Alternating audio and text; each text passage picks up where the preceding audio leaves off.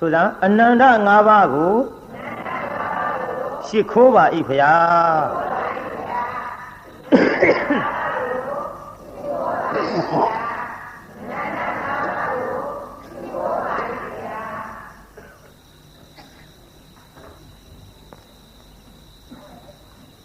အနန္တ၅ပါးကိုရှိခိုးပြီးတဲ့နောက်ဘုန်းကြီးကြေညာထားတာနောက်ပိုင်းဟောမဲ့ဇာလန်းကသူများမကောင်းကြံကိုယ်ဘေးဒဏ်ထိဒီတရားကိုဟောမယ်လို့ကြေညာထားပါသူများကိုဖြစ်စေခြင်းတာကမကောင်းအောင်ဒုက္ခဖြစ်အောင်သေချေပျက်စီးအောင်ဆင်းရဲအောင်မွဲအောင်အဲ့ဒါလို့ဖြစ်စေခြင်းနဲ့ဗျာပါဒတရားတွေ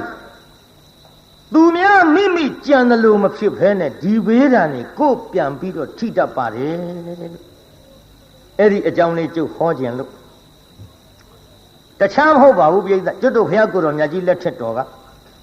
ကောသလခေါ်တဲ့တိုင်းမှာအင်ဂျီ1000ရှိတဲ့ရွာကြီးအဲ့ဒီရွာကြီးမှာနောက်ဘဝကကိုပြုတ်ခဲ့တဲ့မကောင်းသောအကြံမကောင်းသောကံကြောင့်ကိုပြန်ဘေးဒဏ်ထိတဲ့တငယ်တယောက်ကိုကျုပ်အကြောင်းပြုဟောမယ်နောက်ဘဝကသူဘာတွေလုပ်ခဲ့ပါလိမ့်သူလုပ်ခဲ့တဲ့အလုပ်ကမိမိရဲ့ကြောင်းတိုက်အတွင်းသို့အာဂန္တုအရှင်များကြွရောက်လာတဲ့အချိန်တကားများကဆွမ်းစားပင့်ကြောင်းရှိတန်ခါအကုန်ပါဗျာလို့တန်ခါကုန်ဆွမ်းစားပင့်တန်ခါကုန်ဆွမ်းစားပင့်တော့အဲ့ဒီကြောင်းတိုင်ဘုန်းကြီးကအဲ့ဒီတန်ခါတွေသူဆွမ်းမစားတဲ့ချင်းအဲ့ဒီတန်ဃာတွေဆွမ်းကပ်မှာဆွမ်းလှူမှာကိုပင်လျင်သူ့အနေနဲ့ကမနာလိုဝန်တိုအိတ်တာမစ္စရိယတွေများစွာဖြစ်လာအဲ့ဒီလိုအိတ်တာမစ္စရိယတွေဖြစ်လာတော့ခက်တာပဲဒီတကားများနဲ့ငါအမြဲတမ်းနေတဲ့ကြောင်းတိုင်ဘုန်းကြီးငါအပင့်သွားပြီးတာအခုတော့ကြည်စမ်းတန်ဃာဓုအလေကောင်းမှာကြောင်းရှိတန်ခါကုန်ပါဗျာလို့ဆွမ်းစားပင့်မဖြစ်ဘူးမပင့်မဲထားရင်လည်းဝီနီးတော်နဲ့ငါမှအဆင်မပြေဘူးအလေမနဲ့ကြရင်တော့ခေါင်းလောင်းကြီးတော့ရှိသားပဲခေါင်းလောင်းထိုးပြီးပင့်ရမှာပေါ့ဒီခေါင်းလောင်းကြီးထိုးနေကြဒုတ်နဲ့ထိုးရင်လည်းပဲဒီကိုယ်တော်တွေနိုးမှာမနိုးအောင်ထိုးမနှောအောင်ထိုးမယ်ဆိုပြီးတော့တရားနာပြိတ္တကြီးမနဲ့အိယာကထားဒီပြည့်တန်ဃာတွေမထခင်ခေါင်းလုံးကိုကျွတ်တို့ဘာနဲ့ထိုးလို့ဆိုတော့တမန်းမြက်ကလေးနဲ့သွားထိုးပြိတ္တကြီးခေါင်းလုံးတမန်းမြက်နဲ့ထိုးလို့ညီပါသူများရဲ့လက်လာပါသူများဆွမ်းစားရမယ့်ကိစ္စ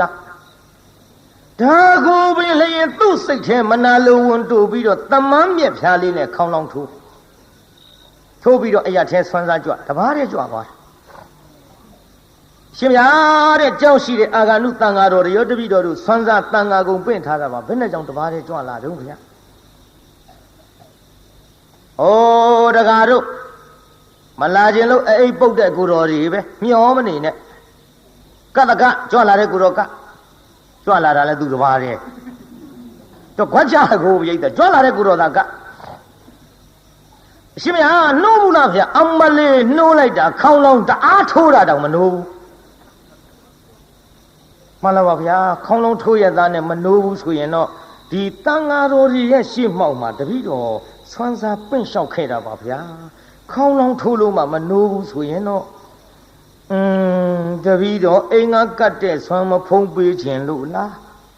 သူဒီမဟုတ်ဒီအချိန်အစောကြီးအိပ်ပြက်မခံနိုင်ဘူးဆိုပြီးများနေရကြလေသလားဗျာကဲအရှင်ဘုရားပဲတပည့်တော်တို့ကပ်ပါမယ်ဗျာသူ့ပဲဆွမ်းကတ်ကြဆွမ်းဖုံးပေးပြန်မကောင်းတာကတော့အတော့ကိုမကောင်းတာပဲပြိတ္တာကြီးအဲ့ဒီဘုံကြီးကောင်းသလားမကောင်းဘူးလားအဲ့ဒီဘုံကြီးမျိုးကိုခင်ဗျားတို့ကြည်ညိုသလားမကြည်ညိုဘူးလားကျွတ်တို့ကြတော့ရောဒါပေမဲ့အိတ်ထောင်နဲ့အပြည့်ထည့်ကြလားဒါမှအောင်ပါကို ကြီးညိုတဲ့ဘုန်းကြီးကြီးညိုစရာကောင်းရင်ကြီးညိုရမယ်ကြီးညိုစရာမကောင်းရင်ကြီးညိုတဲ့နေရာမှာတရားတရားပြတ်တတ်ပါမှန်လားပြိတ္တကြီးလူတွေအကြည်ညိုမဲ့အောင်အဲ့ဒီကဲ့သို့မိမိကြောင့်ရှိတန်ဃာတွေအားဝတ်ကြည်တန်းကြည်ခေါင်းလုံးမထိုးဘူးလို့မဆိုရယုံတော့ဖဲတရားနာပိတာသမမ်းမြက်ဖြားလေးနဲ့ထိုးပြီးတော့သူတော်ဟာတဲ့လိုက်စားခဲ့တဲ့သူများရဲ့လက်လာဘကိုပိတ်ပင်ခဲ့တဲ့သူများမကောင်းကြံခဲ့တဲ့ကိုတော်သည်အဲ့ဒီဘဝကစုတည်၍ဟာကျွတ်တို့ဂေါရမဖျားလက်ထက်ကောတလတိုင်းမှာအင်ကြီးတစ်ထောင်ရှိတဲ့တန်ဃာရွာကိုသူလူလာဖြစ်တယ်ပြည်သားအင်ကြီးဘယ်လောက်ရှိ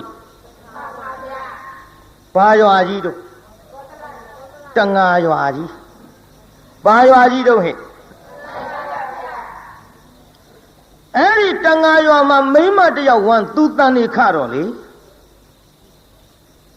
အဲ့ဒီအင်ကြီးတစ်ထောင်ရှိတဲ့တန်ဃာတွေဒီလုပ်ငန်းကင်ကန်းမှာအကုန်လုံးငါးတကောင်မှမရတော့ဘူးတဲ့ပြိတ္တကြီးကြည်တရားနာပြိတ္တမိမိမလှူလို့မိမိလည်းမွဲတယ်မထင်နဲ့တော့ဘေးအဆွဲအပွားတွေပါအဲ့ဒါလို့ဝန်တူနှမျောတဲ့ပုဂ္ဂိုလ်နဲ့ပတ်သက်ပြီးထိခိုက်လာတယ်အင်ကြီးတစ်ထောင်ရှိတဲ့တန်ဃာတွေငါးတကောင်မှမရတော့ဟာဘယ်လိုဖြေကုန်တာလဲဟာငါတို့အင်ကြီးတစ်ထောင်ရှိတဲ့ရွာကြီးလိုက်စုံစမ်းလိုက်ကြတော့မင်းရရတကောင်မရဘူးကွာမင်းရောတကောင်မရဘူးကွာဟာမင်းရောတကောင်မရဘူးကွာတရွာလုံးတရားနာပြိတ္တနှက်ဆက်အောင်တူနဲ့တူတယောက်နဲ့တယောက်ရှောက်မေးလိုက်တော့အင်းကြီးတစ်ထောင်ရှိတဲ့ရွာကြီးငါးတကောင်မရဟေးအကြောင်းထူးတယ်ကွာအကြောင်းထူးတယ်ကွာတို့ရွာကြီးထဲမှာယုံမာတဲ့လူရှိခက်တော့ခက်သားလားတန်ငါလှုပ်ရှားတဲ့လူပဲယုံမာတဲ့လူရှိပြီဆိုတော့ကွာတော့ကြတာပေါ့ဟဲ့လူယုံမာရွေးမကွာသူများအသက်တတ်တဲ့လူတွေလူယုံမာရွေးတော့မယ်တဲ့ပြိဿရဲ့လူယုံမာရွေးတယ်ဆိုလဲရွေးပြီမှာပဲပြိဿပြစ္ဆုတ်ပံကံကိုသူတို့တွက်တော်လဲတွေ့မှာကအတိတ်ကံယုံမာတဲ့လူကိုတွေ့မှာကိုပြိဿကြီးဘာတွေ့မှာတော့အတိတ်ကံဟေးဓမ္မတို့အင်ကြီးတစ်ထောင်ရှိတဲ့ရွာတွေကလူယုံမာရွေးရအောင်900စီခွဲလိုက်ကြလို့900စီခွဲမင်းတို့900ကမရရင်မင်းတို့900တဲ့လူယုံမာပါလို့တို့900တွေကမရရင်900တဲ့လူယုံမာပါလို့ကဲ900စီခွဲအလုပ်လုပ်ကြစို့ရေလုပ်ငန်းတစ်ခါဆင်းပြီးလုပ်ကြအဲ့ဒီကလေးတန်တေတီးတဲ့မိန်းမပါတဲ့အိမ်ကြီး900က9တကောင်မှမရဟိုဘက်အိမ်ကြီး900က9တွေရဟေးတို့ဘက်က900တဲ့ပါနေပြီกว่าလူယုံမှာက250စီခွဲကြစို့กว่าမတွေ့အောင်ရှာမှဖြစ်250စီခွဲပြီးအလုံးလုံးလိုက်ကြတော့သူတန်တေတီတဲ့မိမပါတဲ့250ကတကောင်မှမရဟိုဘက်250ကရလားဟေးတို့ထဲပါလာပြန်ပြီကွာငါလဲကွာမကောင်းတာမလုပ်ပါဘူးကွာငါသတ်တဲ့လူကငါလဲမကောင်းတာမလုပ်ပါဘူးကွာဟေးတို့250တဲ့လူယုံမှာရှာကြအောင်စို့တရားအစိတ်စီခွဲကွာတရားအစိတ်စီခွဲတာအဲ့ဒီကလေးတန်တေတီတဲ့မိန်းမတရားအစိတ်ထဲကတကောင်မှမရဟိုဘက်ကရဟာဟေးတို့ထဲပါလာပြီကွာတွေ့တော့မှာပဲကွာတရားအစိတ်ကိုခွဲကြအောင်စို့ကွာဒီတော့တရားအစိတ်ဘယ်လောက်စီခွဲမှာတော့85စီဟာကြည့်လဲခွဲဟာငါလည်းမခွဲတတ်လို့ပြည်သားကြီးမဲအောင်မတရားအစိတ်ကစုံလမ်းမှာဝါတရားမှာကိုးကောင်းနဲ့တော့တွေ့ပြီချင်းတယ်တို့ငငယ်တုန်းကသေလူအောင်ဟေးဝါတရားမှာကိုးကောင်းဘယ်လို့မှသေမရဘူးမရမဲ့တူတူတော့တယောက်ကတော့အလဲကောင်ကြံရမှာနဲ့တူတယ် Cái tây á xây gì khỏe lại tây á xây cả nề bí đó tây á là bí đã khỏe lại lấy không tây á cả rồi chăng mà lấy không nếu chăng nó tây á là bí đã cái tây á này nó sẽ lì tha vào rồi tây á nó sẽ lì của hồ bé đi về khỏe lại bao lâu xí ya cháu sẽ này nhau xí cháu sẽ này nhau xí ya rồi lấy không á hà gì ya rồi chăng mà cái tây á chăng tây áo chàng mà của tây áo nào biết ta tụi nó bé bông ra này khoe được lên lũ số đó hey là đi lô lô ngờ đó lũ cái xây phiền này đó tây áo xây số đó mà số mu quả má phiền và tham mà giống tây áo anh lấy gạo này quả hôm nay đi về khoe số đó tây áo nào biết ta con này ngà tụt ta này đi ra mấy mà cả lấy gạo của tụi cô cái gì là chả, tụi lấy gạo thà bị hồ bé đi về khoai lại đó hồ bé cái cháu xe này này yêu cái là giá là để bị tăng ngã đi, đi về cháu xe này yêu cái là giá là để bị tăng ngã đi, hey tôi bị quá, tôi bị, tôi anh đi đến thằng sĩ này rồi thì ngã đấy không mà bây giờ là mấy yêu thế nhau, đi đó thì anh nào bị cái gì châu bò gì lên ấp mà tiền nhà bạn này, nếu nên lên nào khó lại lúc gì vậy, bữa đó cái đeo lùm ha, hôm cái đeo bùm ha, cái đi lô lâu cha rồi, nên nó lên mà ăn này yêu thèm ngã xa gì ra, hey ngã rồi ngã ra chứ mà bên này hàng ngã mía gì ngã mía gì đấy nè xa gì à lâu quên pi lại chả ta có hóa ya đan hey đồ bữa mà sao xem này đi lên mà ăn hay yêu phải đối vào để tháo luôn mà phiền phu nên thâu mà phiền mà ta nó lết sát ta đồ ngã lên giàu lên mà hậu phu đi ra bà đi luôn mà lúc ra bà này chút thì yêu thế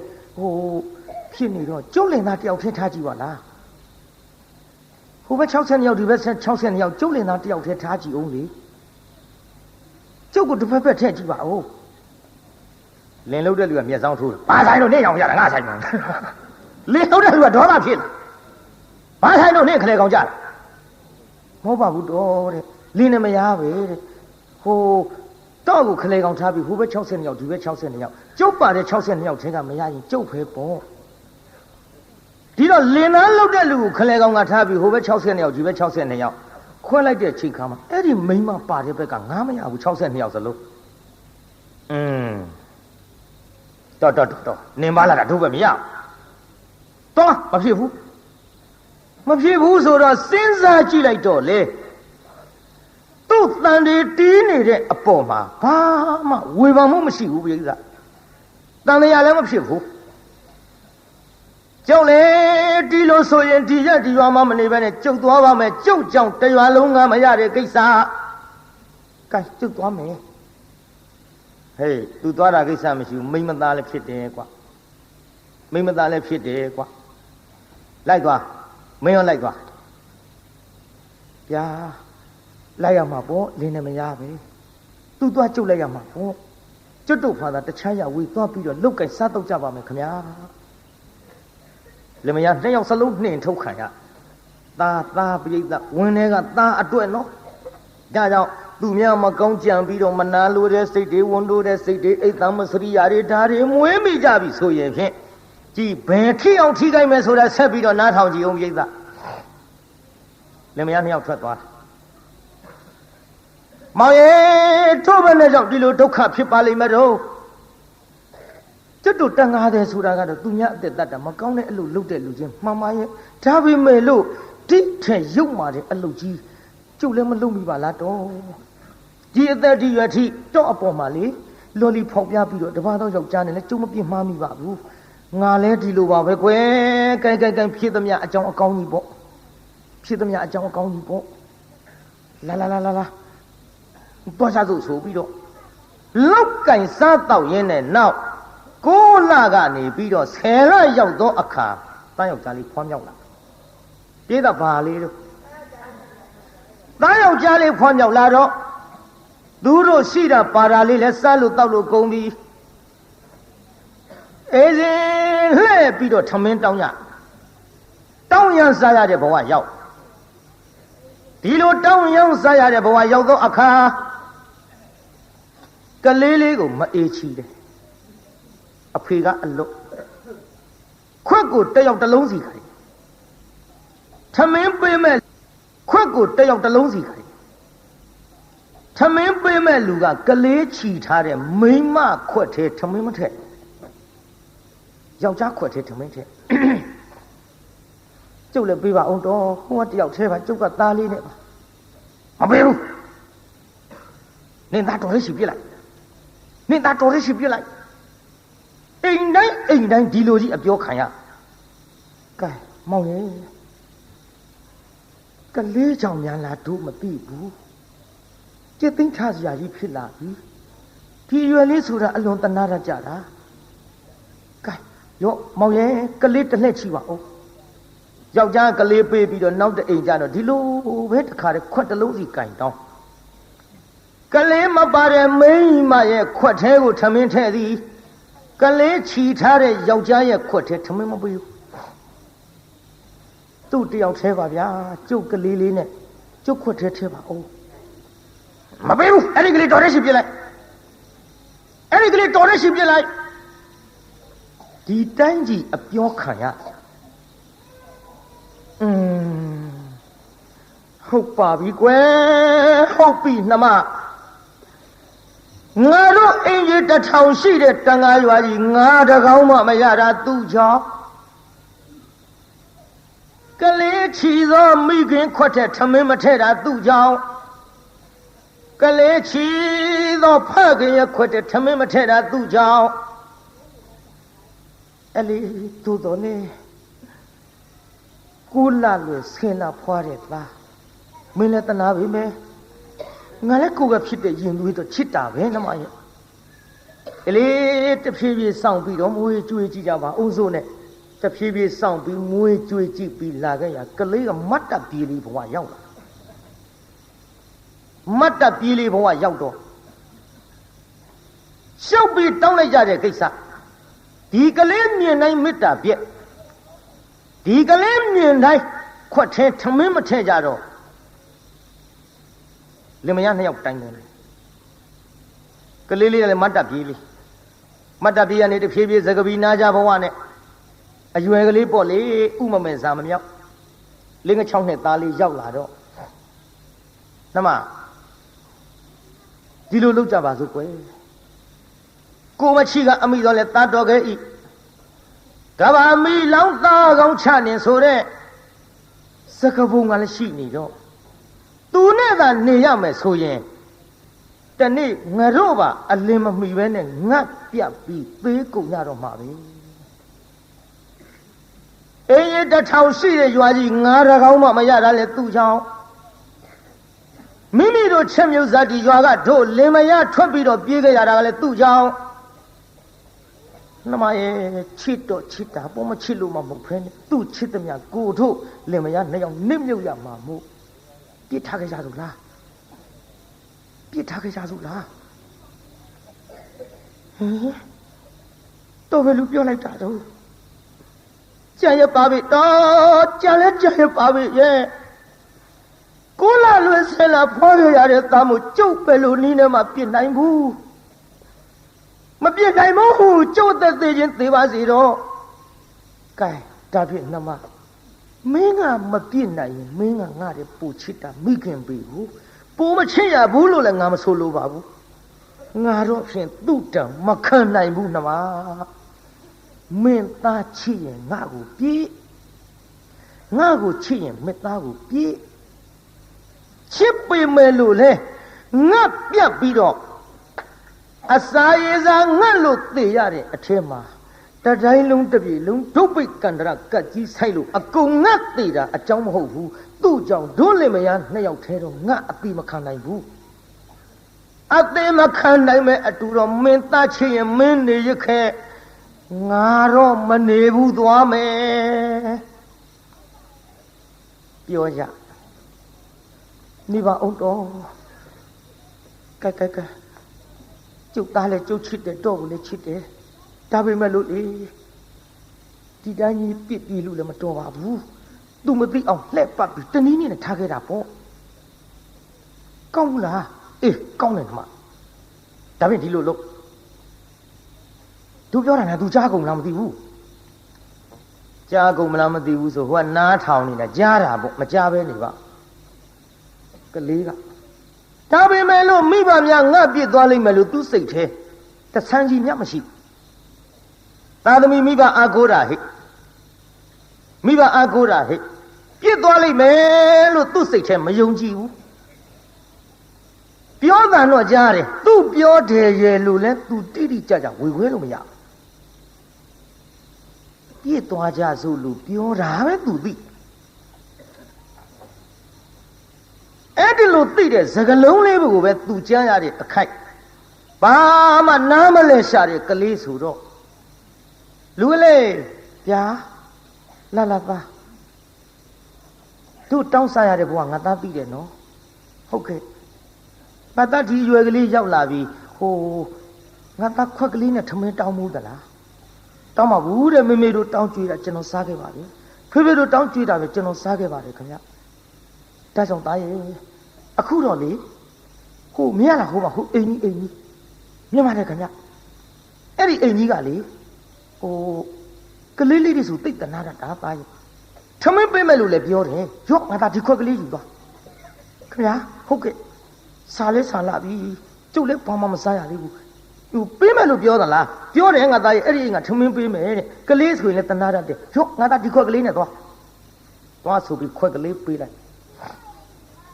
ကလေးကခွက်ကလေးနဲ့အဲ့ဒီအိမ်သွားထမင်းတောင်းကလေးအဲ့ဒီအိမ်သွားလို့ဘာမှမကြသေးဘူးမျက်ခြေအပြတ်လောက်မှလင်မယားတယောက်နဲ့တယောက်ကင်ပြီးလိကြလာသွားစို့ဟင်နေပါဦးတော့ဟိုအိမ်ကမပေးလိုက်လို့ရှိကျုပ်သားလေးဘာစားမလို့သူကနေသူရှိတယ်နေမလေးသွားလို့လာလို့အောင်ပြေးကြလို့ကြိုင်တော့မှငါတိကျသေးကုန်လိမ့်မယ်မှတ်ထားဟဲ့ငါညီများနှမများမှတ်ထားဟဲ့လိမ္မာတဲ့သားသမီးကိုမပြည့်ရကြတော့လေမိုက်တဲ့သားသမီးတချို့သတင်းစာတဲ့အမွေပြကြေညာကြတာတွေတွေ့မှုတယ်မဟုတ်လားကြည်အခုအမွေပြတင်မကဘူးလူပါဖြတ်ပြီးတချို့အမွေပြကြေညာပြီမဲ့လို့ဒီလူကိုမျက်ခြေအပြတ်မခံရင်သားသမီးကောင်းတဲ့ဝင်ခွေရသေးတယ်ဟိုမှာကလေးဥမမယ်လေးကိုလူပါဖြတ်ပြီးပြေးကြပြီတရားနာပြိတ္တာပြစ်ထားခဲ့တော့ကလေးကခွက်ကလေးနဲ့အိမ်ထဲဝင်သွားဟဲ့ကောင်လေးဘယ်ကောင်လေးတို့ဗျာထမင်းပေးမယ်ပြောလို့မဲကြံကြီးစီရတော့ဖေနဲ့မေရပြောလို့ဘယ်လိုနဲ့ဖေနဲ့မေနောက်လှည့်ကြည့်ဟောဖေတို့ဟောဗျာကျုပ်ပြေးသွားကြပြီဟင်နေပါဦးနင်းအဖေနဲ့အမေကရှိလို့လားရှိပါတယ်ကျုပ်ဖေနဲ့အမေခုနကဟိုနားလေးမှာဗျဟိုနားလေးဆိုရှိမှာပေါ့ဟဲ့ကျုပ်ကိုပြောလိုက်တယ်အဲ့ဒီအိမ်ငါတဲ့ကလေးဆိုသိတ်တနာတတ်တာပဲတဲ့တော့ကလေးမြင်လည်းတနာတာမဟုတ်ဘူးထမင်းပေးမယ်ပြောလို့ကျုပ်ခွနဲ့အယူခိုင်းလိုက်လို့ကြံကြီးစီကတော့တို့ပြောပါဟင်ဖေတို့မေမေတို့ငါလိမ်ပြီးတော့ပြစ်သွားကြပြီထင်ပါရဲ့ဟင်ငါစဉ်းစားကြည့်လိုက်တော့ဖေတို့အမေတို့ပြောတဲ့စကားဥမနားလေပြီအေးကြီးတစ်ထောင်ရှိတဲ့ရွာကြီးငါတကောင်းမှမရတာသူ့ကြောင့်ငါပြောတာနဲ့တူပါရဲ့ကျွတ်တို့ချင်းမြုပ်ဒေသအင်ကြီးတစ်ထောင်ရှိတဲ့ရွာကြီးကထွက်ပြေးလာရတာသူ့ကြောင့်ဒီကနေ့ဒီအချိန်ထိထမင်းဝအောင်လည်းမစားရဘူးတဲ့သူပါတဲ့မိခင်သူပါတဲ့ဖခင်ခွက်ထဲထမင်းမထည့်ဘူးတဲ့သူတို့ပြောတဲ့စကားတွေအလုံးခြုံကြည့်လိုက်တော့တတော် ငါ့ကိုမတနာလို့ပြစ်ပြီးတော့ပြေးကြပါဗောလားအလေမိဘများအပြစ်မရှိပါဘူးငါအပြစ်တွေးကြီးပါလားအခုဒီအိမ်ကလည်းကြံကြီးစီယာငါထမင်းပေးမယ်လို့လည်းမပြောဘူးတဲ့ကလေးမြင်နိုင်လည်းမတနာဘူးတဲ့ဟုတ်ပါတယ်ခင်ဗျာကျုပ်မေတို့ကျုပ်ပြစ်သွားကုန်ကြပါပြီခင်ဗျာ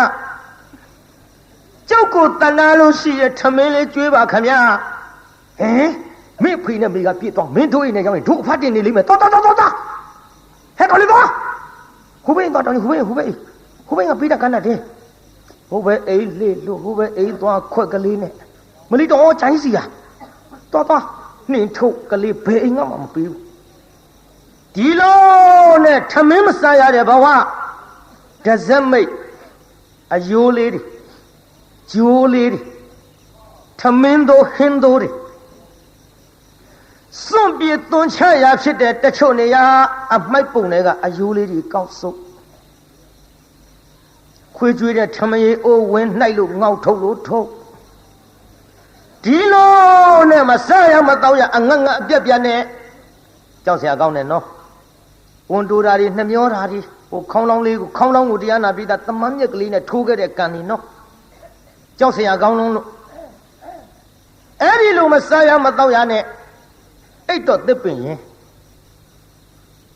စားတော့အမိုက်ပေါ်ဒီလိုဒုက္ခတွေကြုံပြီးတော့နေရတဲ့အခိုက်ရေလည်းမချိုးကောင်းကဆံမင်ကလေးကလည်းလိန်ကြည့်ပြီးတော့တခါမှမရိတ်တော့ဂုတ်ပေါ်ရောက်ကောင်းလေးကိုလမ်းတရက်ဖြစ်လို့လမ်းတရက်အဲ့ဒီတော့ကများစလာမသိပါဘူးအေးငါညီများငါပေါ်လဲမျက်စောင်းထိုးကြပါနဲ့ကွာနော်မင်းတို့ကတော့လှအောင်ထားတာပါဟိုကတော့မိဘကမပြုစုလို့ကွာတမင်တက်တယ်ကိုမရိတ်နိုင်ရေးမချုံနိုင်ညစ်ပေးလို့မင်းတို့ကဟိုဂုတ်ထီအောင်သပင်လေးတွေထားပြီးဒီကော့စမတစ်တို့ဘာတို့အုံစီတို့ပေါ်了ကွာမိုးပွင့်တို့ပေါ်了ကွာရေမွှေးတို့ပေါ်了ကွာမင်းတို့နာကတ်ရင်မှုမှုကြံကြံလေးတွေပါကွာဟိုကောင်လေးကကြီးကွာကောင်းမှုကွာသိုးတယ်ကွာတော်သိုးတာကွာသူကလမ်းပေါ်နေရလို့လမ်းတရေကိုကွာမင်းတို့ကလမ်းမော်နေတော့နေကြပေါ့ကွာအိတ်တော့မင်းတို့ကအိတ်တာပါကွာနော်မင်းတို့ကလမ်းတရေအစ်စ်မဟုတ်ဘူးကွာအတုဟိုကောင်လေးကလမ်းတရေအစ်စ်ကိုအိတ်တော်လေလမ်းမော်စားတော့လေအမိုက်ပုံဒုက္ခတွေကြုံပြီးတော့နေတဲ့ဖုတ်တဆေလေးကြလို့အဲ့ဒါလို့ဒုက္ခဖြစ်နေတဲ့ကလေးဟောဒီကနေ့တော့ဟေးရှင်သာရိပုတ္တရာကိုရောမြတ်ကြီးကလည်းတပိတ်ပိုက်ပြီးတော့ဆံငံကြွအလားမြင်တယ်ကလေးကိုမြင်တယ်ဥမမဲစားမမြောက်ရောက်ချင်ရရောက်ပေါက်ချင်ရပေါက်လျှောက်သွားနေတဲ့ကလေးနဲ့တူရဲ့ကောင်းမောကဆံမင်းနဲ့လည်းကြက်ပြားကြီးဖြစ်ဖုံနဲ့အမိုက်ထဲအိတ်ခန္ဓာကိုယ်လည်းအဝတ်အစားမရှိစပြန်တော့လည်းအမိုက်ပုံတွေကဟိုယိုးလေးကောက်သွားလိုက်ဟိုထမင်းကျိုးလေးကောက်စားလိုက်သူ့ဖြစ်ပုံကိုတိတ်တိတ်ချာချာတပိတ်ပိုက်ပြီးတော့ရက်ပြီးတော့ရှင်သာရိပုတ္တရာကိုရောမြတ်ကြီးကြည့်သူ့အကြောင်းကြည့်လိုက်တော့ဥပနိတယမြင်လဲမြင်တော်မူတယ်လေသိလဲသိတော့သာဝကဝိနည်းကလည်းဖြစ်နေပါသဖြင့်ကြည့်ကလေးအပါကတ်ဟဲ့ကလေးဗျာအိုးဘုန်းကြီးကိုဗျာလို့ပြောရဘူးကွဖះလို့ထူရတယ်ဖះအေးအဲ့လိုထူကွမင်းမသူသားတော့ကျုပ်အမေသားပေါ့ဗျအိုးတပည့်တော်အမေသားပေါ့ဗျာလို့ပြောရတယ်ကွတပည့်တော်အမေသားပါဗျာအေးလေအမေကမွေးတာတော့ဟုတ်တာပေါ့ကွမင်းမေကဘယ်သူတော့တပည့်တော်အမေကအမေပဲဗျာအေးလေအမေတော့အမေပေါ့ကွမင်းမရှိသလားဒီတော့အမေရှိတယ်ဗျာအော်မင်းဖေရောဟေ့ရှိတယ်ဗျာဘယ်နေတော့ကွမသိဘူးဗျာအမေဖေနဲ့မရှိတယ်ဆိုဒီမှာရှိပါတယ်ဗျာ မရှိရင်ဘယ်နေတုံးကွယ်မှန်လားပါဗျာဘယ်နေမှမသိဘူးဗျာအေးဟဲ့နေပါအောင်ကွယ်အဖေမရှိတယ်ဆိုတာလည်းသိပြီးတော့ဘယ်နေမှမသိဘူးဆိုရအောင်ဘယ်လိုလဲမင်းစကားငါနားမလဲဘူးကလေးမှန်လားပါဗျာတပည့်တော်ဖြစ်ပါလေရှောက်ပြပါမယ်ဗျာတပည့်တော်ဒီအိမ်တပည့်တော်မိဘများအစကအဲ့ဒီနေတယ်ဗျာတပည့်တော်ကိုတန်တေးတီးတဲ့အချိန်ကစလို့တပည့်တော်မိခင်ဝန်ထဲမှာတပည့်တော်တန်တေးယူတဲ့အချိန်ကစလို့အင်းကြီး1500ကောင်မှမရလို့ခွဲကြတယ်ဗျာတပည့်တော်မိဘနှစ်ပါးပြောတာအစကဘာများလဲလို့အောက်မိတာတပည့်တော်ကြောင့်ဖြစ်နေတာကိုနောက်ပြစ်ပြေးမှသိရပါလားဗျာနောက်ရွာကနေပြီးတော့နှင်ထုတ်လို့တပည့်တော်ဖေမေတပည့်တော်ကြောင့်ထွက်ပြေးခဲ့ကြတယ်ဗျာတ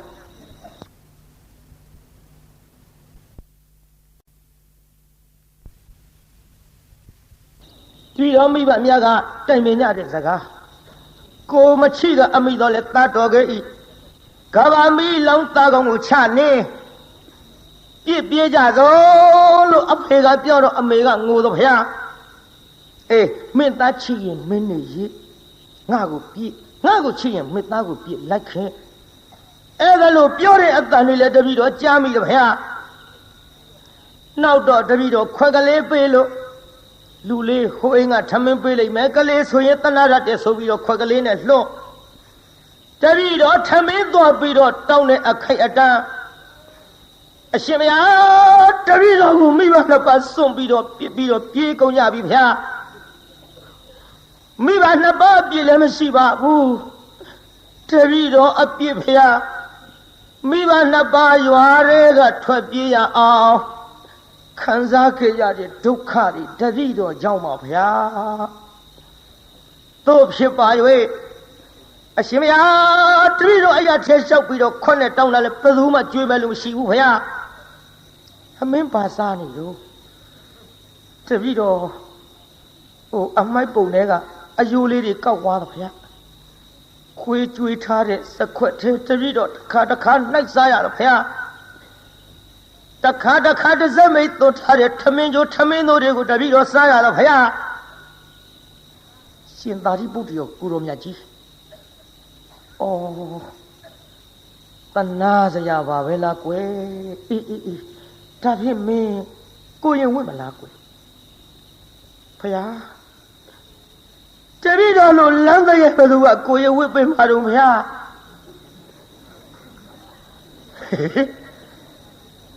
လမ်းတရဲ့အစ်စ်ပြောတာပါကွာတို့ခုခေတ်အတုတွေမဟုတ်ဘူးတပည့်တော်ကလမ်းပေါ်မှာနေလမ်းပေါ်မှာဆက်လမ်းပေါ်မှာအိတ်လို့တွေ့ရဆင်းရဲတော့ဗျာတပည့်တော်လို့ဖုတ်တစေဘသူကသင်္ကန်းဝစ်ပေးမှာတော့ဗျာဟေးမင်းဝစ်ပေးမဲ့လူရှိလို့ပြောတာကွယ်ဘသူကဝစ်ပေးမှာလဲဗျာတပည့်တော်အိမ်ထဲကိုအဝင်မခံရဘူးဗျာဩမင်းငါဝစ်ပေးမှာလေဗျာရှင်မကစားတာလားဩဘယ်နဲ့ကစားရမှာတော့ကွယ်တပည့်တော်တကယ်သနာလို့တကယ်ဝစ်ပေးမလားဗျာအေးဝစ်ပေးမှာပေါ့ကွယ်ဟုတ်လားပါဗျာတပည့်တော်သနာလို့ဖြင့်သင်္ကန်းဝစ်ပေးတော်မူပါဗျာ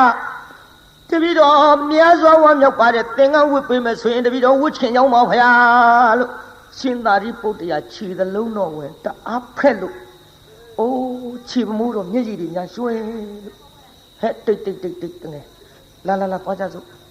ရှင်သာရိပုတ္တရာခေါ်တော်မူသွားပြီးတော့သင်္ကန်းစီးပေးလိုက်ကိုရင်ကလေးဖြစ်သွားကိုရင်ကလေးဖြစ်သွားလို့သင်္ကန်းစီးပေးလိုက်တော့လေသူ့ရဲ့နောက်ဘဝကမကောင်းတဲ့အတိတ်ကံကြီးကနှိမ့်ဆက်လိုက်တာလေသူနဲ့အတူတူသွားတဲ့ရှင်သာရိပုတ္တရာကိုရောမြတ်ကြီးအားဆွမ်းလောင်းဖို့ဆိုတာဝေလို့လက်အုပ်ကလေးချီပြီးတော့ရှေးခိုးလူမြမရှိတော့ကျက်သိမ်းထစရာကြီးကြောက်စရာကြီးပြိဿဒါကြောင့်သူများလှူတာများလေကို့တပြားမှကုံတာမဟုတ်ဘဲနဲ့မနာလိုဝန်တိုစိတ်များမမွေးကြနဲ့ပြိဿကြောက်စရာကောင်းလုံးလို့ကျက်သိမ်းထစရာကောင်းလုံးလို့ရှင်သာရိပုတ္တရာကိုရောမြတ်ကြီး သူပါသွားတာနဲ့ဆွမ်းလောင်းမှုဆိုတာဝေလာဝေးစွာလောင်းရလားပြိဿလက်အုပ်ကလေးချီပြီးတော့ရှ िख ိုးမဲ့တရားဓမ္မတော်မရှိယဟန္တာမထေကြီးသည်ပင်လျင်တရားနာပြိဿဓမ္မတန်ဝေကကြီးရတဲကြောက်စရာကောင်းတဲ့အတိတ်ကမှာသို့တော်လည်းတီးခမ်းပြီးတော့ရလာသမျှဝမ်းအောင်ကျွေးတခြားစီထားကျွေးမွေးပြီးတော့အသက်ကလေးများစိတ်လာသောခါဥပတမ္ပရာကံဆောင်ရယဟန်မောင်းတို့ရောက်အောင်သွတ်သွင်းပေးလိုက်ယဟန်မောင်းရောက်အောင်သွတ်သွင်းပေးပြီးတော့ဟောနောက်ဘဝကျွတ်တို့အာဂန္ဓုကိုတော်တွေမနာလုံးဝန်တို့တဲ့စိတ်နဲ့လတ်လာပါကြီးဖြက်စီးခဲ့တော့လေမိမိကြောင်းမှာမိမိယုံနံဓမ္မသင်္ခါရတရားတွေဤအဖြစ်အပျက်ကိုခရဝရတင်ပြီးတော့အာထုတ်ခဲ့တဲ့ကျွတ်တို့ဥပနိဒယလေးကဒီမာလာအကြောင်းဆက်လိုက်တော့ဟောနောက်လေအာသောကုန်ခန်းလို့ယဟန္တာတော့ဖြစ်ပါရဲ့ဆုံးဝအောင်မဖုံးပေးရပြေးသားကြီးဆုံးဝအောင်ဖုံးပေးရရဲ့လားဆုံးတထမဝအောင်မစားရဒီလိုတထမဝအောင်မစားရဘဲနဲ့နေလာခဲ့ရဒီကနေ့ရှင်သာရိပုတ္တရာကိုရောမြတ်ကြီးကပြစ္ဆောခဏနဲ့ညံတော်နဲ့ဆင်ញင်းပြီးကြည့်လိုက်တော့ဩလောဘကတိတ်တာလောဘကတိတ်တာသင်ပြီးဒီကနေ့ပရိနိဗ္ဗာန်စံတော့မှာပါတကားယဟန်ဘဝရောက်လာသည့်အထိတထာမှသူဆောင်းဝအောင်မစားရဘူးဒီကနေ့ငါကိုဆွမ်းစားပင့်ထားတဲ့တကားတူရှိနေသည်သူခေါ်သွားပြန်ရင်လေသူခေါ်သွားပြန်လူလဲကြိုက်မှကြိုက်ပါမလားယဟန္တာကြီးတောင်ကျက်သိမ်းထားအဲ့လေမြို့ပေါက်ထားပြစ်ခဲ့တာကောင်းပါရဲ့ပြီးတော့မှတခါတယောက်ဆွမ်းအပုခိုင်းရတော့မှာပဲငါရှင်လောတကတိတ်တာဆွမ်းစားတော့ပင့်ထားတယ်သို့တော်လေငါရှင်သတိထားလို့ဟောဒီမြို့ပေါက်မှာနေရနော်ဘယ်မှကြွမသွားနဲ့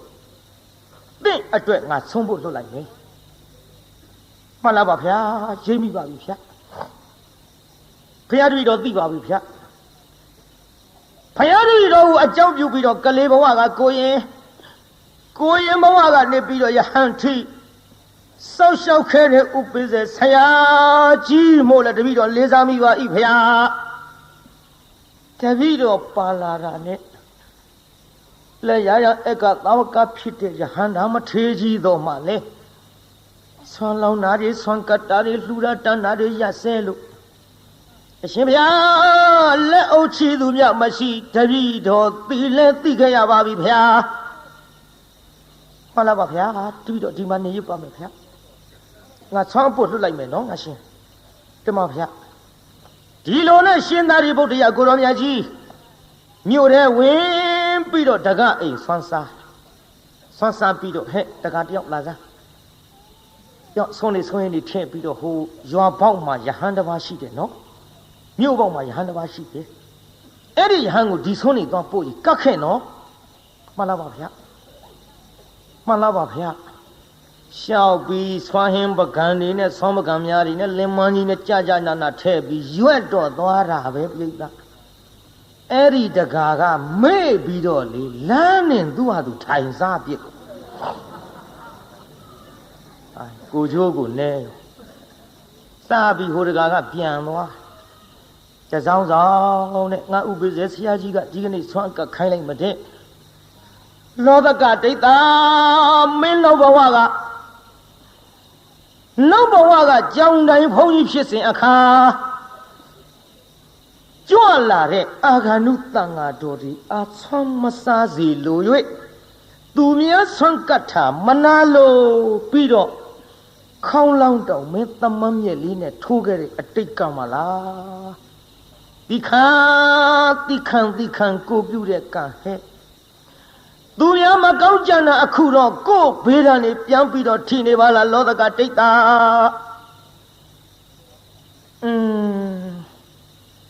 ဆုံးတဲ့ဥပိ္ပဇေဆရာကြီးကငါတနာလို့ဒီကနေ့ဒီချိန်ထိလဲဆွမ်းတထမဝအောင်မစားရလာခဲ့လိုက်တာနော်ကောင်းငယ်မော့ကြည့်တော့လဲမောငါတိတ်တော့မယ်နေကခေါင်းမောတဲ့နေပြီဒီနေ့လည်းပဲလို့နီးနေမှာဆွမ်းတထဝအောင်စားရမယ်မဟုတ်ပါဘူးမျော်ရင်နဲ့ပေါ်မလာဘူးနောက်ရှင်သာရိပုတ္တရာကိုရောမြတ်ကြီးပြန်ကြွငါရှင်သင်ဆွမ်းဖုံးပေးပြီးပြီမဟုတ်လားတတိတော်ဘသူကကတ်လို့လဲခင်ဗျာဟေးအဲ့ကရှင်တခါတယောက်ဟိုဆွင်းနေရောဆုံးနေရောပြင်ပြီးအဲ့ဒီလွတ်လိုက်တာပဲလင်မကြီးနဲ့စားတဲ့လင်မကြီးပါဘူးကျွတ်တို့ခုခဲနဲ့မှန်တော့ဒီလိုပို့လေသလားလို့ပေါ့ဗျာမလာပါဘူးခင်ဗျာနောက်ဘဝကပြုခဲ့တဲ့ကိုယ်ကံကိုယ်များညံနဲ့ပြန်ပြီးဆင်းခြင်းမိရလားငါရှင်သိပါပြီဗျာဆင်းခြင်းမိပါပြီဗျာအလေသို့တော်လဲငါရှင်မနဲ့ဆွမ်းမဖုံးပေးရတော့လဲညနေစွမ်းငါခံပြီးတော့ကျွေးမယ်ညနေစွမ်းခံကျွေးမယ်တဲ့ယူပြိတ္တဘာစွမ်းလို့ညနေစွမ်းဆိုလို့ခမည်းတော်စားတဲ့ထမင်းတွေကိုဆွမ်းခံကျွေးမှာမဟုတ်ညနေစွမ်းဆိုတာစတုမရူတို့ထညက်တို့တကာတို့ကြံရည်တို့ဘီလာရည်တို့ပေါ့ဗျာခုခေတ်လို့ဆိုရင်ဘုရားကတော့ဒီအရည်တွေကတ်ကြသလားရှိသလားလည်းမသိပါဘူးညနေစွမ်းတပိတ်ကြီးနဲ့လှက်ပတ်ပြီးဆွမ်းခံလို့စတုမရူတွေတပိတ်အပြည့်ရရှင်သာရိပုတ္တရာကြီးအားရဖန်ကြပြီခုချင်းဒီဆွမ်းစီမှမစားရသေးဘူးကဲငါရှင်ရော့ဖုံးပေးဆိုလက်ကလေးနဲ့နှိုက်မဲ့အလုပ်ပြန်ရုပ်ဘာဖြစ်လို့တော့ငါရှင်မလာပါဗျာတပည့်တော်လက်နဲ့နှိုက်လိုက်လို့ရှိရင်စတုပတုပျောက်ကုန်လိမ့်မယ်ဗျာမပျောက်ပါဘူးလေကဲငါရှင်ငါလက်နဲ့ကင်ထားမယ်နော်ဖုံးပေးအားရအောင်ပိဋကတပိတ်ကြီးပါသူ့မပေးရဲဘူးတပိတ်ကြီးပါမပေးရဲဘူးအပေါက်မပါပဲနဲ့ပျောက်ကုန်မှာဆိုလို့ကြောက်စရာအတော်ကောင်းတယ်နော်ပိဋကအဲ့ဒါနဲ့တရားနာပိဋကကြီးရှင်သာရိပုတ္တရာကိုရောင်မြတ်ကြီးကတပိတ်ကြီးကိုင်းလို့ငါရှင်အားရအောင်ဖုံးပေးလို့ကိုရောတပိတ်တလုံးကိုရောပေါ့တထမဝခဲ့ပဲပရိနိဗ္ဗာန်စံမဲ့နေ့နောက်ဆုံးတထဒီစတုမရူဇွန်တထပဲသူဝအောင်ဖုံးပေးသွားရဒီလိုစတုမရူဆုံးတထဝအောင်ဖုံးပေးပြီးတဲ့နေ့မှာပဲလောတကဒိဋ္ဌမထေကြီးအနုပါဒိသေသခေါ်တဲ့အကျွမ်းမရှိတဲ့ပရိနိဗ္ဗာန်ဆောင်ဝင်တော်မူရရှာသည်ကြောက်စရာကောင်းတယ်နော်နိဗ္ဗာန်ရောက်တာတောင်အငန်းအပြတ်နဲ့ရောက်ရဒါကြောင့်ခမည်းတော်ကျွတ်တူလည်းပဲဒီစိတ်ဒီအကြံဒီမကောင်းတဲ့ကံတွေများမပြုတ်မိအောင်လို့ဒါသတိပေးတဲ့အနေနဲ့ဒီဇာလန်းကိုဒီနေ့ဟောရပါသူများမကောင်းကြတော့ကိုယ့်ဘာဖြစ်ညုံလာရှေ့တုန်းကကြားဘူးမှာပေါ့ငငယ်တုန်းကဖို့သူတော်တယောက်ကြောင်းရှိရွတ်လိုက်တာသူများမကောင်းကြံကိုပြန်ပေးတန်းထိဘယ်လန်းသွားတာသူများမကောင်းကြံကိုပြန်ပေးတန်းထိမုန်းတယ်မတယောက်ကဖိုးသူတော်အတော်အမြင်ကတ်တော့တွေးကြသေးတာပေါ့ဒီသူတော်ဘာလဲမဟုတ်ခဲနဲ့ကမ္မထမ်းမဟုတ်ဘာမဟုတ်ရွတ်လိုက်တာသူများမကောင်းကြံကိုပြန်ပေးတန်းထိဘာမှလည်းမသိဘူးကဲဒင်းတော့ထိစေရောဟဆိုပြီးတော့မုန်းရှက်ကြီးတစ်ချက်အနတ်အရသာနဲ့ပြည့်စုံအောင်လုပ်ပြီးတော့အစိတ်တွေလူးပြီးတော့ပေးလိုက်ဘုသူတော်ကကြည်ဟာမှုရတာပါလားဒါလောက်မှုရဒါလောက်အရသာရှိမဲ့မဟုတ်ငါနဲ့မတန်ပါဘူးလေဘုရားကိုတော်မြတ်ကြီးဆွမ်းတော်တင်ပါပဲဘုရားဆွမ်းတော်တင်လိုက်ပါရောဗျာဘုရားဆွမ်းတော်တင်တော်မုန်းတယ်မရဲ့သားကလည်းအဲ့ဒီကြောင်းထားတာဆွမ်းတော်တဲ့မုံကြီးသူ့သားအကောက်ကြိတ်လိုက်ပါရောဗျာဇန်ခဲနဲ့ဘုသူတော်ကကြည်ဟာကလေးမင်းမလို့ဖြစ်တာတော့အဲ့ဒါမင်းမေလူတဲ့မော哈，妹妹喊的没啥，妹你都撇狗米。妹妹留在梦上后头着，嘿，这叫他掉来的，叫他掉来的，到，都没到考级上，叫那这要梦村老人搞啥了？村老人啥的路那里查去了，我这里为啥吧？村老人这里查啥呢？一个村老人梦搞啥来着？第二那边的上开那个里。对要说家话，将那这样从那的蒙高山路啊，谁把比对不的路来抽呀？我没嘛，我也别路去了。好的，北京手机的啥玩意儿？别个来的搞啥个嘛嘞？北京手机的跑多少？谁抽了才了的？几啥都没啥玩意？我哩都啊，没啥玩意从哪点呢？叫哪里搞啥的嘞？我哩不都打里面去把嘞？不都打里面去把嘞？那都要比啦。别人来要这样那别的多可能叫哪里呢？对，别，对吗？呼，看面大里里从那里梦你搞啥路？baby 呀？哎，没嘞，过去那把我了，过去。打别了，别着他们来跑路了，干嘛谈啊？我样边过来比，啊，干嘛干嘛谈别多？说到干嘛谈不完后的。都哪里抓起比着阿妈来跑多少干嘛长啊个样边过来比，哎这个都哦比着哈，都面没讲讲来点没嘛，跑多少有点干嘛长但个边北站铁路都哪位这样把的别个，大家就都这样拿的别个几年嘛讲的阿路的，这个那个啥比着都拿的微个小男伢吧子，不要想呀嘛，把那的东西，都拿的都家不嘛。家不啦，活动啊哩，活动啊，跑多少的把戏的讲嘛，跑多少，都伢个爱里的伢个跑你路好的，好方面就都个跑多少个乱钱，就都个跑你个，爱里跑多少的伢那边的，哎呀，他连续没伢的要多来的，来要不就的。来了多表家话说，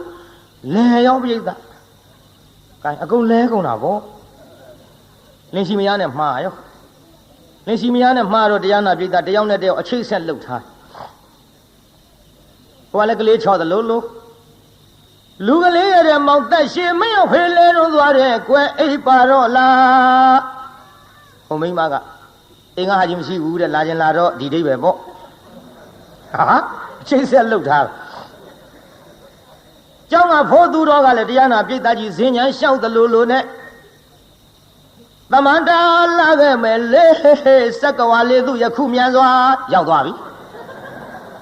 哎，不也有的路呢？我联系中了这样那别的，多也不报，没多也不报。哦，大姑的秋个讲旁边的亲戚。我讲的路基庙背的钱包那里有七大天，可讲可为七家族人嘛，拔出来呗。这说的钱里包，这有七大铺，都可讲可为呢。这路呢，这样那边的有多。路来的毛子些没有回来多少人，怪一把着拉进拉着切背。你看来怎么着？那个没来，10个娃来都也苦面子多少要。ဒီလိုနေလာတာတနေ့သ၌ကြတော့တရားနာပိဋကကြီးလင်လုံးတဲ့လူကညာကြီးမင်းကောင်ပြန်အလားဟုတ်တော့အေးအိမ်ကလူပြန်လာပြီဒီမလာဖုန်းသူတော့ကတုံးဆွဲခေါ်သွားအဲ့လေလက်ဆွဲခေါ်သွားကတုံးဆံမမရှိဘူးဘယ်လိုဆွဲမလို့လက်ဆွဲခေါ်သွားလက်ဆွဲခေါ်သွားပြီးတော့တစက်မိတ်ချထားတဲ့လူတထိုင်မလွတ်တယ်လို့စင်အိုးကြီးတဲ့ထက်စင်အိုးကြီးထဲတော့ခေါင်းကနည်းနည်းအထက်မောက်ပြီးပေါ်နေအဲ့ဒါဘန်းစုပ်ကြီးကောက်အုပ်ဘန်းကလည်းပကံများလောက်စုပ်ပကံများလောက်အလဲကောင်ကစုပ်တဲ့ဘန်းအုပ်လိုက်တော့သူ့ခေါင်းကြီးကဘန်းပေါက်ထဲကနေဖူးကြီးထွက်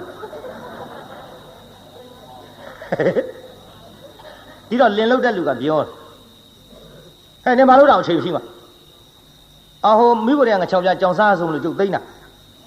မိမများတင်ခတုပတ္တိညာကောင်းလိန်စားနိုင်တဲ့မိမလင့်အပေါ်အဲ့ဒါလူစော်ပဲလူပေါ်ပဲမှတ်ထားတချို့မိမလင်လိန်စားတယ်မိဖို့ကြောင့်လည်းငါ6ပြကြောင်စားမှာကကိစ္စမရှိပါဘူးဒီစင်ဝေါ်မမဲရပါတော့ဟာတော့နဲ့တော့အဆန်းလို့ကျွတ်တော့ကောက်ဆိုင်စီထောင်ထားတယ်မဟုတ်လားတော့ကောက်ဆိုင်မတွေထုခေါ်တယ်မောင်းသစ်ကြီးလေတော်ဝဲလာတဲ့မောင်းသစ်ကြီးညာငါကောင်းတယ်ပြုံးမနဲ့ဆိုတော့အခုမောင်းကြီးတိုင်မဲ့မဲကြီးအေးငါဝဲလာတဲ့မောင်းကြီးငါတခါမှထုမကြည့်ရဘူး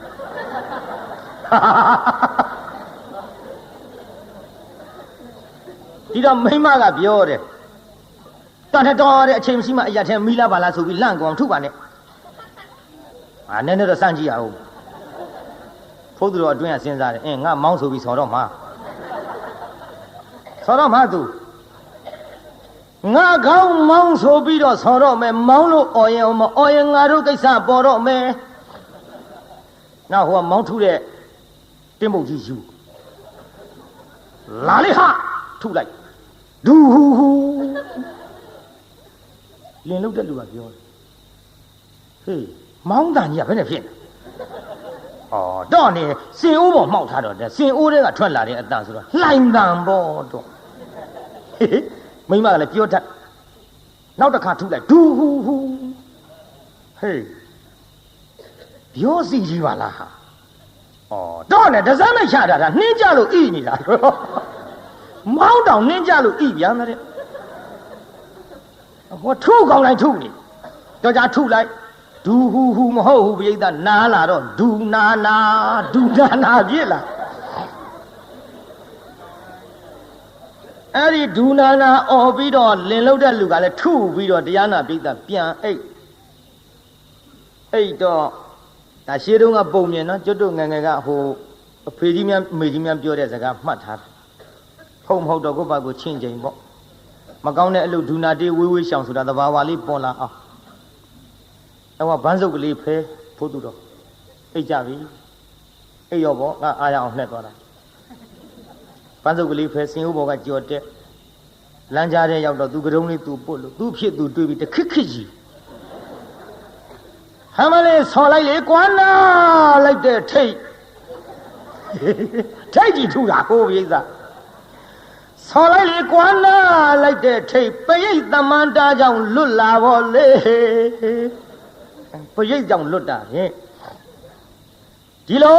နဲ့တရားနာပရိတ်ကနေလာလိုက်တာနောက်ရကြဟိုကလင်မရှိတော့အတန်ပေးလာတဲ့ရှင်သေးတာကိုပရိတ်ရဲ့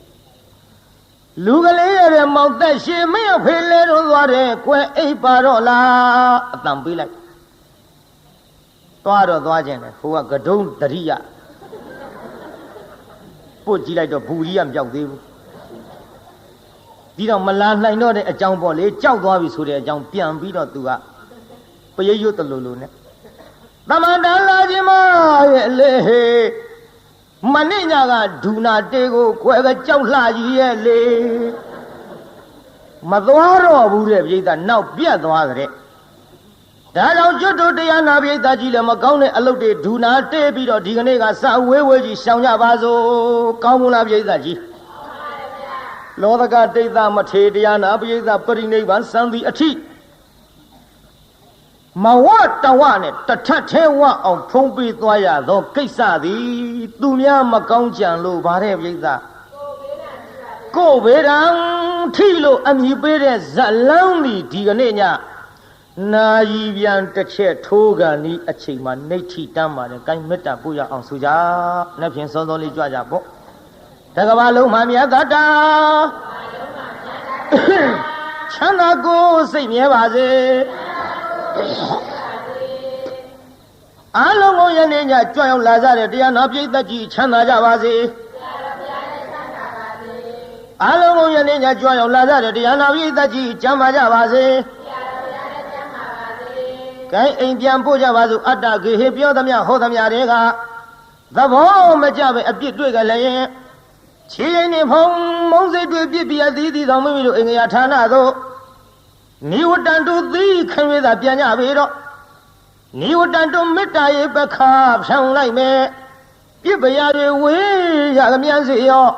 ခြေတရာဆွေကလျံပြီးကိုယ်စိတ်နှပြချမ်းသာစွာဖြင့်မှန်စွာမနေပြောင်းပါလေတော့ပြောင်းကြစေကုန်သတည်း